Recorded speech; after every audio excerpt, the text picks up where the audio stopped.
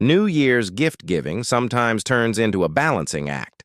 What should you buy? How much is enough? Does it go too far? Does it fall short? In an instant, the gift stops being a thoughtful gesture and turns into a calculated move. This quietly introduces pressure into the situation. The expectation of reciprocity, the concern for equality, the thought of, I bought something, what did they buy? Yet a New Year's gift is not a debt. It is not a competition, but most of the time it is experienced that way. There is also a difference in expectations. Some people attach deep meaning to New Year's gifts. Others see them as purely symbolic. When these two perspectives meet at the same table, silent disappointments emerge. No one says it out loud, but it's understood from faces, from pauses, from those brief moments of thanks. New Year's gifts actually take a snapshot of relationships. Who has truly formed a bond with whom?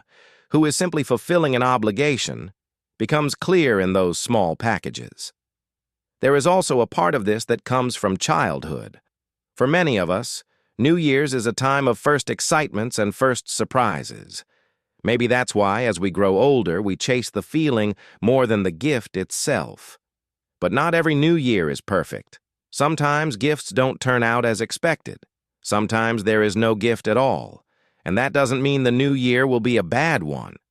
Because what makes New Year's valuable is not what's inside the packages, but the bond formed that night.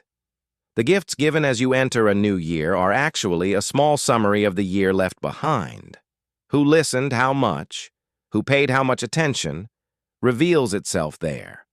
Perhaps the most meaningful New Year's gift is not the most expensive one, but the most sincere. And as you enter a new year, it's enough to remember this. Gifts are forgotten, but the feeling you create while giving them remains. A new year begins first with intentions, and those intentions reveal themselves in small details on New Year's night. Sometimes in a carefully chosen sentence, sometimes in a gift that wasn't bought in a rush, sometimes simply in truly being there together. That's why a New Year's gift doesn't have to be perfect. It doesn't have to impress everyone. It just has to be sincere. As you step into a new year, the gifts stay on the table, but the feelings come with us. Over time, we see more clearly who is truly by our side and who was only pretending to be there. Perhaps that's why New Year's gift-giving matters so much. Because, on the threshold of a new beginning, it quietly reminds us where relationships really stand. So this new year, more than what you give or don't give, pay attention to how you make the other person feel. Because a new year doesn't begin with bigger packages, but with more honest intentions. Wishing you a happy year with your loved ones. See you in the next video.